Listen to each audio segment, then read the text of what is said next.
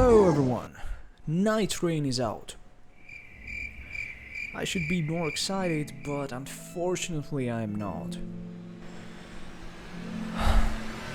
Because the game is fucking raw!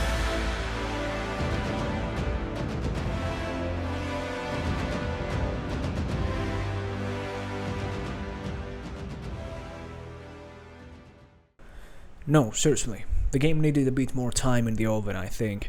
And while not entirely bad, the game has quite a few problems, and for the next few minutes we're gonna be talking about those problems. So get comfortable, bring a snack, and let's get into it.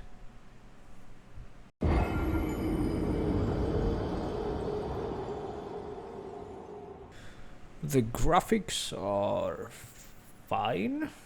I mean, it's Elden Ring, and not many things have changed since the last title, and I don't consider that a bad thing in itself. It's full of reused assets. I mean, we knew about that. It is indeed full of reused assets, and if you're bummed about that, I am sad to announce that that's the case. The game is full of reused assets. Enemies, locations, structures, it is what it is. The only places I found exciting is the door to the final boss. I think it looks cool, man. Like, it looks fucking cool. And the round table is nice. Overall, presentation is fine. If you like the first game, you're gonna like this as well.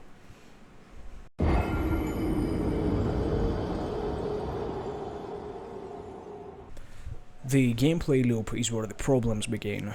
So you choose one of the 8 Night Lords to pursue, and the choice you make is the final boss you're gonna be fighting in your run, which took me by surprise. I really thought there was gonna be multiple final bosses, and depending on what you did in the run, you could potentially fight different bosses, like most roguelite games.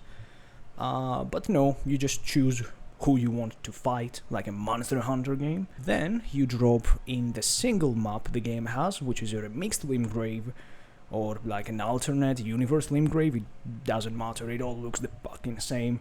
And the game takes place in 3 days. Day 1 and Day 2 work like a battle royale, where you fight, loot and get stronger while the circle closes in. At the final circle you fight a daily boss. Now, these bosses are randomized, with most of those bosses being Elden Ring bosses, but you can get the old Dark Souls boss. We got Dancer here, and she absolutely fucking destroyed us. In Day 1 and Day 2, you're gonna be running around the map, you're gonna be fighting both normal enemies and bosses, and you're gonna be opening chests. Now, those chests contain some of the most boring loot I have ever seen in a run-based game like this. It's just random items from the base game with a random stat boost alongside them. Yes, it is as boring as it sounds. And that's one of my main problems with the gameplay loot. Like, you're gonna be running around, and this is your reward for fighting. So it should feel exciting to get a cool weapon drop, right? Yeah, I think you should be excited, but I'm not. Getting 5% poison resistance is just not exciting. It does not change my build in any meaningful way, and I don't feel like it was rewarded for a long-ass fight. This extends to the rewards from the bosses as well, and when I meant long-ass fights, I was talking about the bosses. Because I feel they have a bit too much HP. They have so much HP, in fact, that some of the bosses on Day 2, they take so long to fight that we have to sacrifice looting other areas, so the circle is gonna catch up to us, and sometimes we don't even have enough time to fight the boss before the circle catches up to us. So we have to just waste our time not killing the boss and ending up running from the circle because they have just that much HP. We actively find ourselves dodging the bosses and not even bothering fighting them, especially those field bosses with the icons on Day 2, because the reward for fighting the bosses is just not worth the time. And yes, some of it can be a skill issue, which I probably have, and some of you have probably found ways to trivialize most of the bosses anyway. It is also possible that it is entirely a me problem. Maybe it's a combination of both having a skill issue and it being a game design problem. But the biggest problems the game has are two, and it's two that we can agree with. Not being able to go with 2 players and no crossplay. And let's see why. Ever since they announced that the game was gonna be solo or 3-man, people were upset. People do not want a third wheel. Perhaps it's just 2 friends that just wanna play together with nobody else. Perhaps I don't have 2 friends that have the game, or I don't have 2 friends active right now and I only have 1. Why should I be forced to have a third person in the group that I cannot actively communicate with? And they can do their own thing and they can even actively grief the group and maybe even leave the group. All of those are valid concerns to have because, let's be honest, randoms can be annoying. They can be downright awful at times. All we need is the choice. And as of right now, we don't have that choice. And me and my buddy, we're 2 people, we have already played multiple rounds where the third person just refused to come with us. One of them died and logged off. I think that was the second game we ever played. And another guy picked up the loot I dropped for my friend. The guy stole from us and we have no way of communicating with him. I can only ping the map and they're gonna ignore that anyway, so what's the fucking point? Hopefully we get that option very soon though.